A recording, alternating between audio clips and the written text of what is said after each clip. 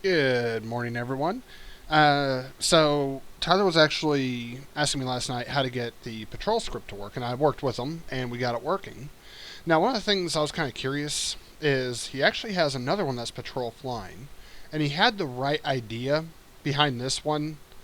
Like, this is so close that I'm actually blown away that he did set all of this up. Um, this is actually really, really good. So I'm actually pretty impressed by the way he had it set up. I'm actually really impressed by it. But this was a script we were working with last night. So is what I wanted to talk about was right now he just kind of flies between the points. This right here I told him to comment out because I'm going to show him another way that you can do this, and that's if I'm able to get to it.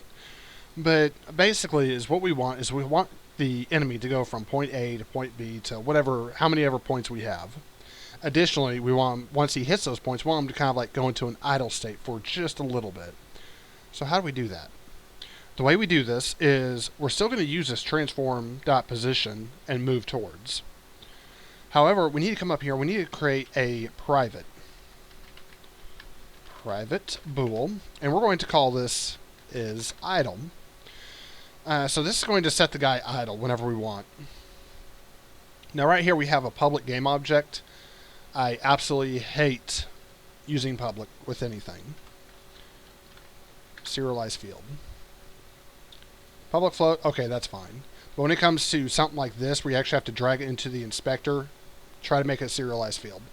I've seen y'all do that, and I kept meaning to say something. I just haven't said anything yet. So the reason why we want to do this, because I'm going to talk about bathrooms. I'm going to edit this real quick. So, talking about bathrooms, if you have a public game object in this case, well, everything can access it. Everything can look at it.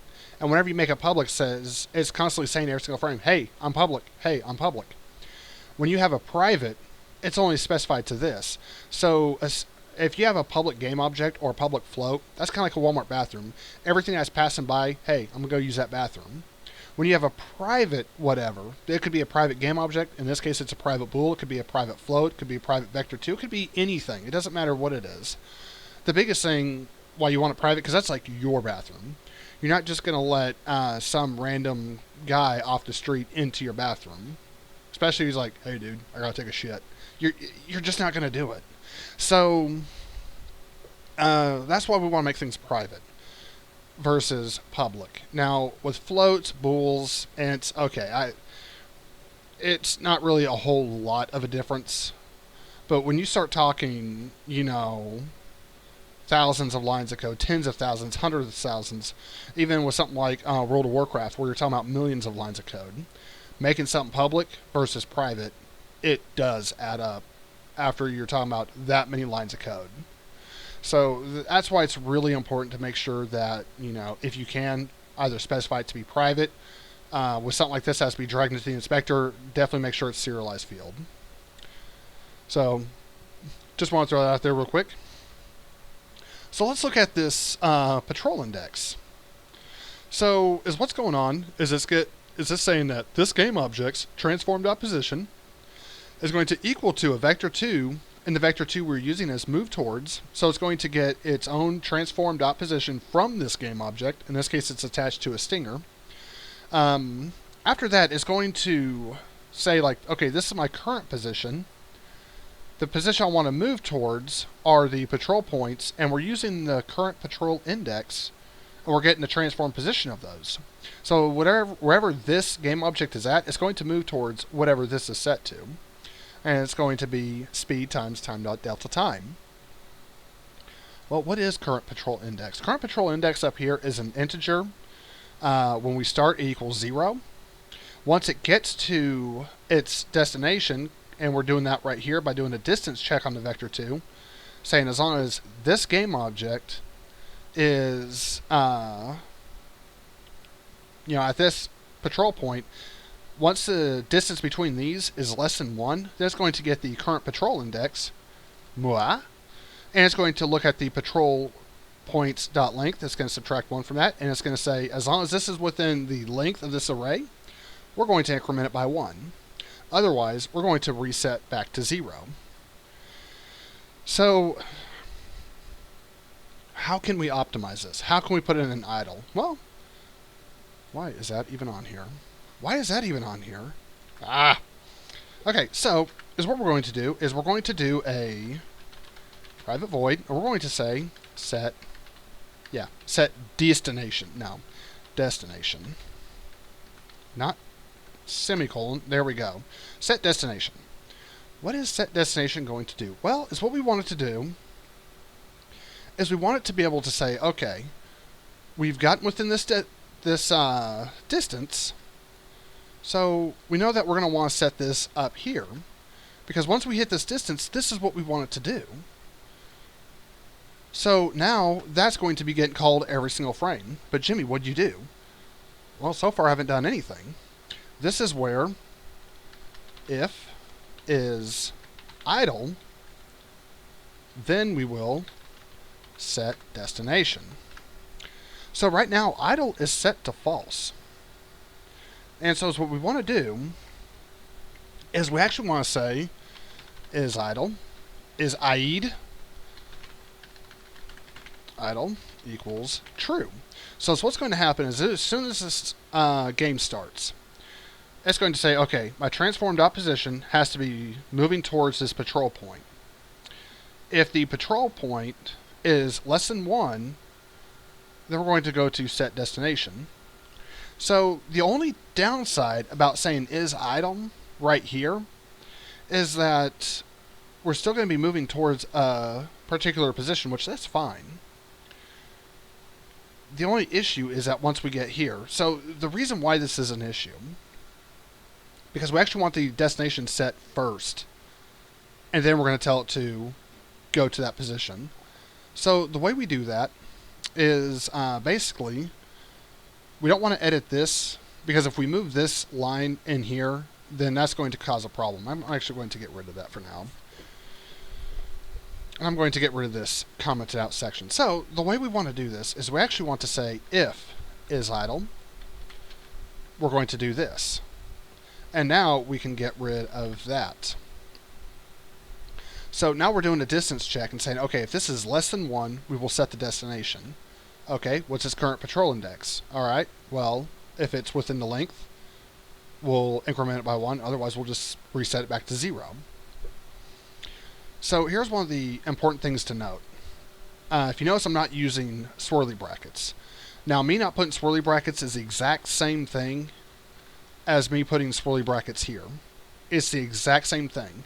The reason why, because what's going on is it's only reading the next line of code. So as long as it's idle, it's going to move its position.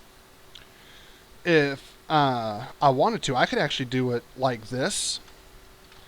And basically now, all of this is saying only if it's idle, it's going to do this stuff. And you can totally do that. That's fine. In fact, that's how I'm going to do this one. If you want to take it up one more step, the way you can do that is copy if is idle. I'm actually going to put it above this for loop. What is the advantage of this? Well, the advantage is if idle is false, it's going to ignore all of this. And so, yeah, there's not a lot of code there. Nothing real special, but it's just a little bit better. So one thing you can do is if you highlight everything, you can actually hold down Control, press K, let off, hold down Control, press F, and it will automatically format whatever you have highlighted. And so it'll do all the auto indents and everything like that. So, little heads up on that. Alright, so right now we have is idle set to true. It's going to still run through here and do exactly like it was doing. There will be no difference. How do we do this? Well, what we can do is right here we can say is idle equals false. So now it's going to get to its point. It's either going to increment it by 1 or it's going to reset back to 0, and it's just going to idle there. So now what? Well, now is what we can do is we can say start coroutine, and we'll just call this idle wait. So from there is what we can do is we can say enumerator, And we'll just call this idle wait. We'll do the parentheses, and we'll do this. Now, we have a red squiggly. The reason why, because this is a coroutine. This is an item enumerator. It's looking for some kind of thing for it to do. In this case, we're going to say yield, return new, wait for seconds. One thing I want to be clear of, there's also a wait for seconds real time. What is the difference between these two? The difference is, let's say we're doing a time.scale and we have it slowed down by half speed. This will still wait for whatever real-time seconds we specify. Whereas if we have it scaled by half speed and we tell it to wait for 3 seconds, well, now it's going to wait for 6 seconds. So that's the difference. In this case, it's okay if it waits for that 6 seconds or whatever, depending on what the time scale is. So what we're going to do is we're going to tell them, I want you to wait there for, say, 1.2 seconds. Anytime you have a decimal, this becomes a float, so you do need the F in there to specify 1.2 seconds. Additionally, is what you can do is we can come up here and we have a public float speed. Let's go ahead and set in there idle timer. Oh, come on. There we go. I'm actually going to double click that, hit Control C, and then I'm going to come in here, I'm going to paste that. So is what this does for me is if I don't like how long he's in idle, I can change that inside the inspector instead of having to come back in here every single time and change the code. So you can actually save time doing that. So what we're going to do is after he does his little idle wait, we can say is idle equals false.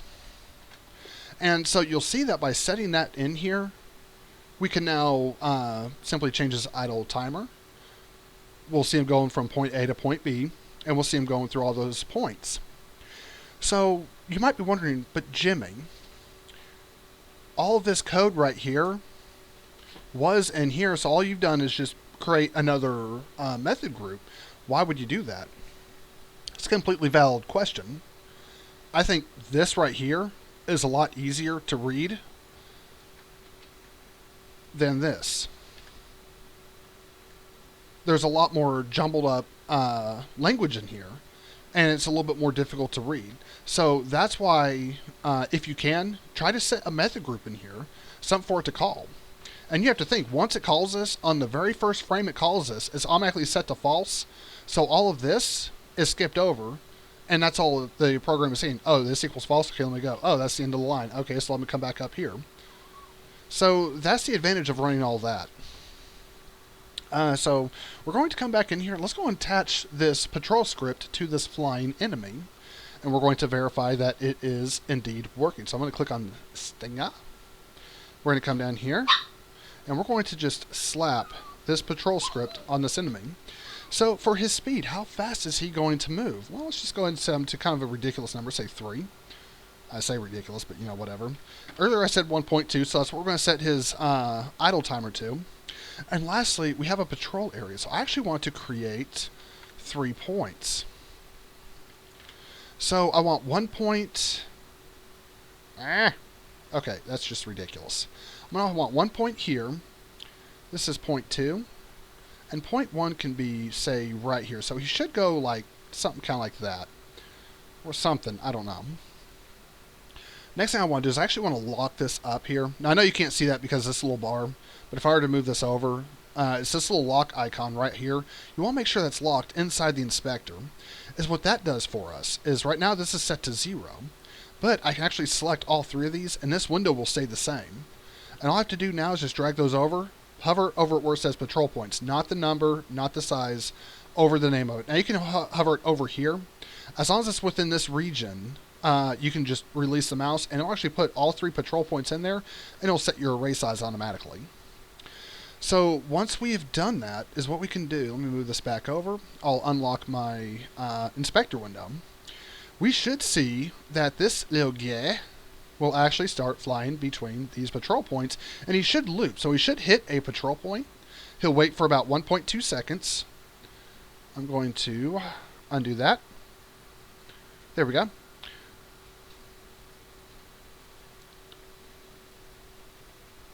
I don't know if it's because he's too close to me or... Nope. Okay, so he's not quite doing what we want him to do. And this is good.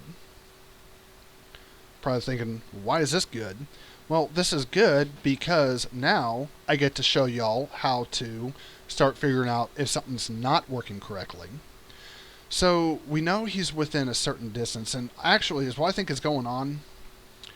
I think this point right here is probably a little too close. So I'm going to move it over here. 2 is up there, so yeah, that should be fine. So let's just see what happens here real quick. So he moves there. And nothing. Okay, so we know he's going to his destination, which is right here. And so he'd have to be setting his destination, theoretically. How can we test this? We can either put a debug.log underneath this, or we can put a debug.log up here. Well, I know he is going into idle because of the way this is set up. I actually have is idle backwards. This should actually be set to false. He should be idle right here. And then, yeah, that should be set to false. And so I think it's what's going on is because I set this one correctly, but I didn't set these two correctly. I think that's actually all that's going on here. So we shouldn't even need a debug.log. We should just be able to play it and make sure it's working. Even if it is working, I'm going to show you what I was going to do, which I'm sure it's going to work now. I'm like 90% sure on that. So we'll see him go here. 1, 2. He goes up there. 1, 2. Goes over here. 1, 2. Comes back over here. So his patrol is working. So how would I check that? Like, where would I even begin to check to see if what I'm calling, I'm actually calling correctly? Well, the first thing I would do is I'd put a debug.log up here. And I'd say set destination is called. In fact, I'm going to set this back to false. And, yeah, that one can stay false. Whatever, it doesn't matter. Ooh, actually.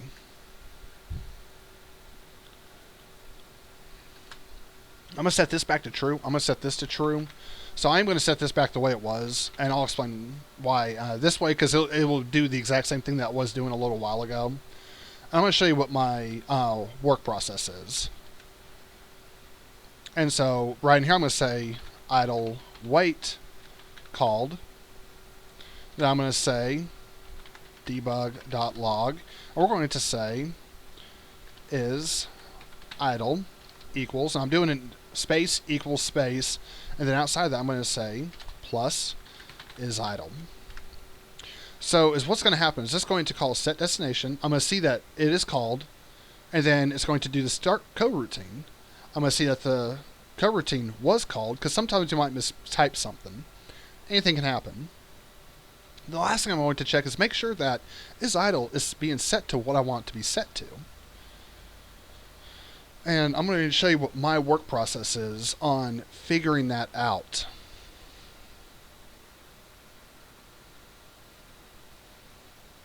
So we're going to hit play. So let's see what we have. Set destination is called. Okay. Idle wait is called. And is idle equals false.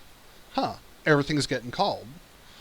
So from here, he's still not doing what I want him to do, but everything is getting called. So after that is what I would normally do.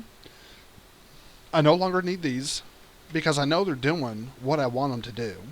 Everything is getting called. So then I look at here, is idle. Okay, that's set to false.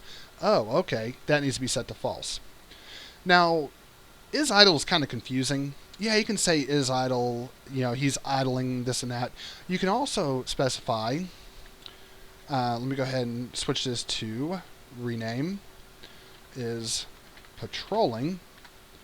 So you can set that, you know, at start he is patrolling. Once we go to the set destination, he is no longer patrolling. And once he's done for his idle wait time, we'll say, yes, he is now patrolling.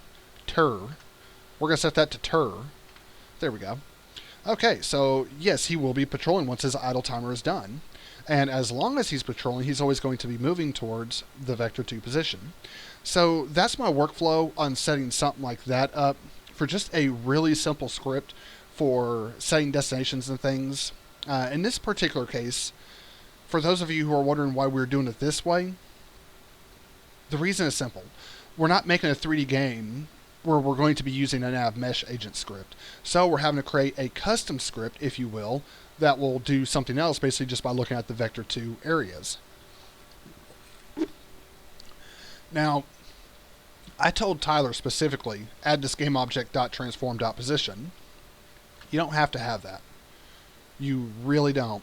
It'll still look at the transform component that is attached to this game object. So it'll still do the same thing. The reason why I like adding the game object on there, if I can type, because this way you can look at it, okay, it's this, okay, patrol points, alright. So we have patrol points and we have current patrol index, that's good. What's this current patrol point? Well, that's actually an earlier one that we had, which was a vector 2. So let's say you wanted to set it to the current patrol point. How would you do that? Well, what we can do is we can actually create a for loop in here. For, we're going to say int I equals 0, and we're going to say I less than patrol points dot length. We're just going to say I plus plus. We'll increment it by 1. And so from there is what we're going to do is we're going to say, nope, we don't want that. What was that other one called? Current patrol point. We're going to say current patrol point dot, wait, no, this is a vector 2 already, so that should be good. We're going to say that that is equal to patrol points, and we need to specify which ones, in this case just I. And we're going to say transform.position. So is what we're doing is now we're saying the current patrol point equal to the patrol points for whichever one it is currently active. It could be 1, it could be 5, it could be 20. The other thing is instead of putting I right here, we actually want to put current patrol index. So whichever current patrol index it's on, this current patrol point will equal that index. And then we're getting the transform.position of whichever index that one is specifying. So from there is what we can do is we can actually say current patrol point. We will copy that. Instead of having patrol points dot position blah blah blah blah blah, we'll slap that bad boy in there. And because this is a vector 2, it's automatically going to recognize what it's going to be doing. Additionally, we can also put that in here, right, meh. So by doing this, it's still not going to work quite correctly. But one of the advantages we have to doing this is now we can get rid of this for loop. We no longer require it. So that's actually one of the advantages that we have of doing this, is now we're cleaning up the code.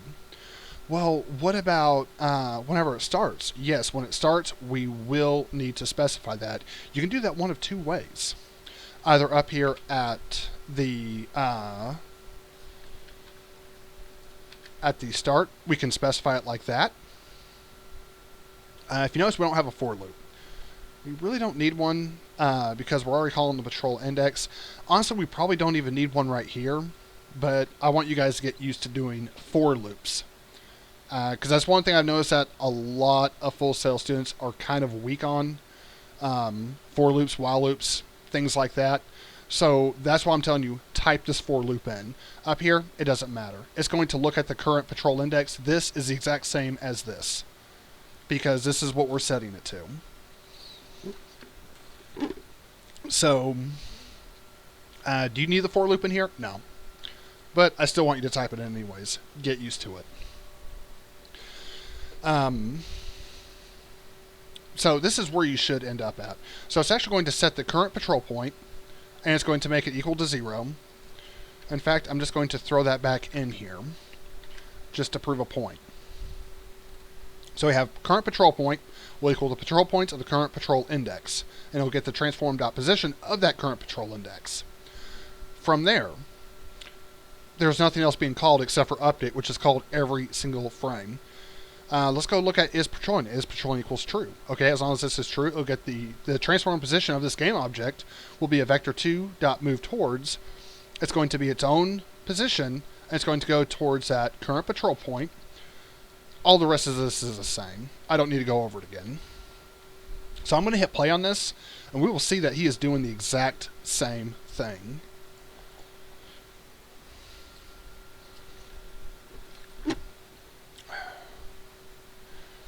There's one. There's two.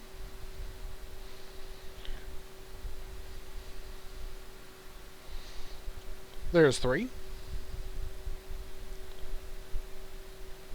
There's 2. Okay, so he's actually skipping one, which is actually rather interesting because he should be resetting back to 0. So, guess what, guys? We got a bug. Yay. The other thing I'm noticing is this bullet particle system. It is not being deleted. That's bad, okay? So, Neil, if you are watching this, you're the one who created that. I think it was Neil who created it. Somebody, whoever created it, if you're watching this, fix that. Add this script in on it.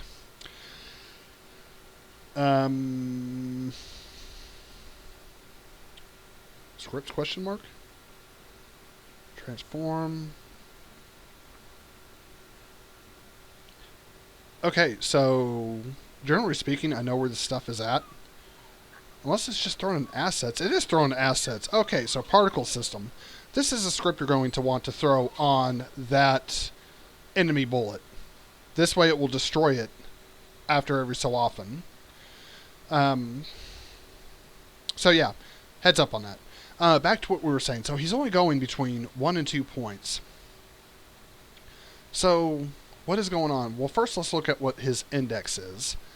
So if his index is 0, here it is, it should be 0.1. Where is 0.1? 0.1 is right here. So is what's interesting is it's not actually being reset back to 0. So let's go ahead and do one of my favorite things to do, debug.log. We're going to say current patrol index. In fact, we're not even going to put it right there. I'm actually going to copy this. I'm going to delete it out of there. I'm going to slap it right here. Why? Because I can. So is what should happen, because he's set to 0 up here, and I know he is. I know he's going to that point. And one of the other things I'm going to do, I'm going to set his speed to something ridiculous. We're going to go to Stinger, and we're going to come, and we're going to set his speed to 5. We're going to set his speed to 5. There we go. We're going to hit play. This way he'll go to his points a lot quicker. Almost twice as fast. So there's the first point. He's going to fly away. And I'm looking at this number down here, so this is set to 2, which is his last one. Now it should be set to 0.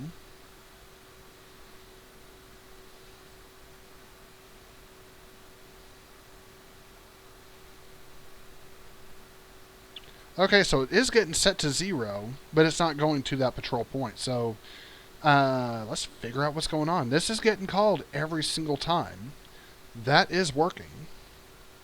We can see down here it's actually setting the current patrol index to 0.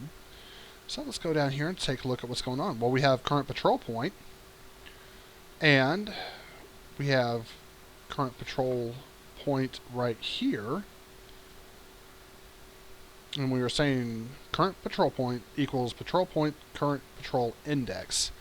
So is what's going on is actually very simple. I actually feel kind of like an idiot.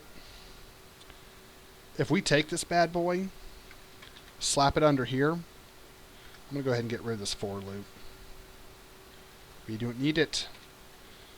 So I had to have this in here, so this way it knew where its position was, where it had to go to. And now that I have it in there, you're going to see that it works a lot better. In fact, I'm going to do one more thing to this code to clean it up just a little bit more. Once we get the current patrol index, we're actually going to put it right above the start coroutine. So now we can scale this code down. I'm also going to create a little space there. So this should be the last thing I do, and you'll see now it is working again. Play.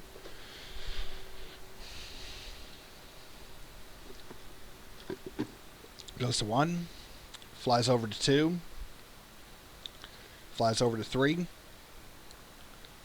He's going to fly back to the beaver's house. He's going to fly up to the North Pole.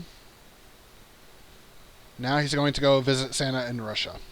So there we go. All of that is now working. So yeah, there's a million and one ways to do code. It's not always one thing. that you have to be stuck with. So, Tyler, do your thing, update your script. This is a script you're going to be working with. You're going to see it the way it was before, so I'm not saving this. In fact, just to prove a point.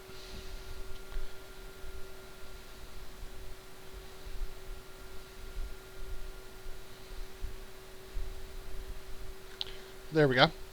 So you're at 45 lines. Let's see, what is redo? Control Y. So you're at 45 lines, and you did not have an idle. By rewording the way the code looks, I've literally only added an extra 13 lines, and we have a complete working patrol here. The reason why I'm bringing that up, because basically I don't want you to think like, oh man, I'm going to have all of this code and it's going to look terrible and this and that. I don't care how bad it looks. The point that I'm trying to make here is that no matter how bad it is, we can always clean it up and make it more readable and make it where it's easier to navigate, make it where it's able to be more optimized, make it where it's just better overall. So, and by the way, me doing the current patrol point, that's what I was trying to explain to you last night about setting this up, but I was like, no, I'll do that later. Overall, you've seen my work process. You've seen how I was working through everything. I kept looking at the script, and I was like, okay, let me make this better. Let me go and call this instead since we already have it up here. Now we're going to look at the other patrol flying. So we're going to look at the beginning point way up here. Well, the enemy damager already has a lot of the stuff in here. It already has the sprite render and the animator. More on top of that, it's already calling the rigid body and box collider. Let's see, we need speed. We're not worried about is flipped or not. Is chasing can actually be something that should be put in your patrol script over here. That is definitely something that should be put in your patrol script. Is dead. Well, we don't need to worry about that. Max health, that's part of the enemy damager, so we don't need to worry about that. This is part of the enemy damager. We don't need to worry about that. Wait a minute. Is that part of the enemy damager? See, now you guys got me wondering. So let me come over here. I'm going to go down to enemy damager. And let me look up here. So we are calling the animator. And we all calling the sprite renderer. Okay, I remember what it was now. I remember exactly what it was. So this is similar to the what is that called? The frog script. The only difference is you don't have on here is frog. So we need to actually probably keep this script. We'll still use the enemy damager. I'll just update it, or you can update it. Somebody update it. But inside the enemy damager, did I seriously close that? No, I didn't. All right, awesome. We have up here, where are you at? Is Chompy Plant, is Patrolling Frog, is Gecko. I think is what we need to do is for this we need to specify is flying, is grounded. So is flying will be checked for flying enemies, is ground will be checked for grounded enemies. And then we'll have is patrolling, is stationary. So now is flying, that's gecko, that's not gecko, that's stinger, that's moth, that's firefly. Is grounded, that's gecko, chompy plant, the frog.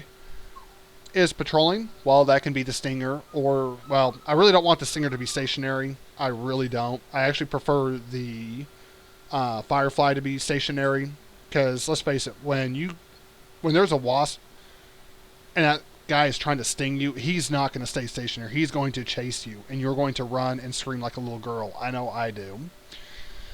Is stationary, so that's why I was saying that. But basically, we're describing almost every single enemy with these 4 lines.